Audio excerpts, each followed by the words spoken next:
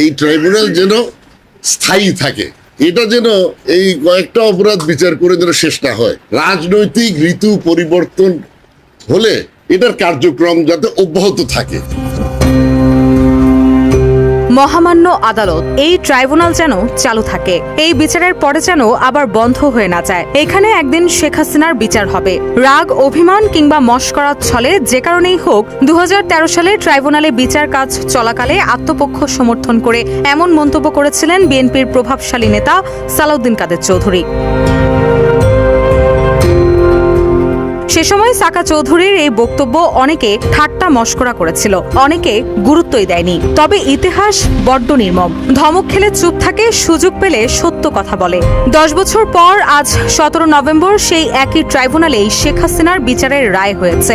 রায়ে শেখ হাসিনাকে মৃত্যুদণ্ড আদেশ দেওয়ার পর সামাজিক যোগাযোগ মাধ্যমে সালাউদ্দিন কাদের চৌধুরীর এমন মন্তব্যের ভিডিওটি মুহূর্তেই ছড়িয়ে পড়ে।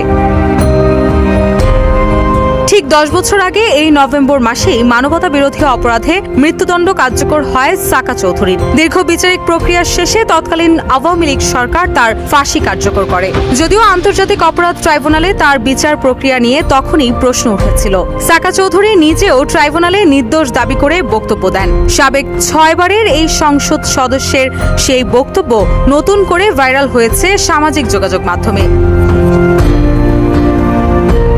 17 নভেম্বর গত বছরের জুলাই আগস্টে মানবতা বিরোধী অপরাধের মামলায় ক্ষমতাচ্যুত সাবেক প্রধানমন্ত্রী শেখ হাসিনার মৃত্যুদণ্ডের রায় ঘোষণা করেছে ট্রাইব্যুনাল। টানা প্রায় 15.5 বছর ক্ষমতা ধরে রাখা দোর্দণ্ড প্রভাবশালী শেখ হাসিনার ফাঁসির রায়ের পর অনেকে নানা প্রতিক্রিয়া জানাচ্ছেন। কেউ কেউ সালাউদ্দিন কাদের চৌধুরীর সেই বক্তব্য নতুন করে সামনে এনেছেন, যেখানে তিনি শেখ হাসিনার বিচার সম্পর্কে বলেছিলেন।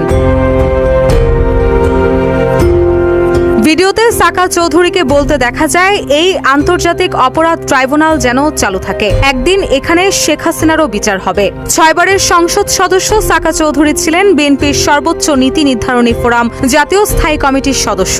2015 সালের 22 নভেম্বর ঢাকার কেন্দ্রীয় কারাগারে রাত 12টা 45 মিনিটে তার ফাঁসি কার্যকর করা হয়।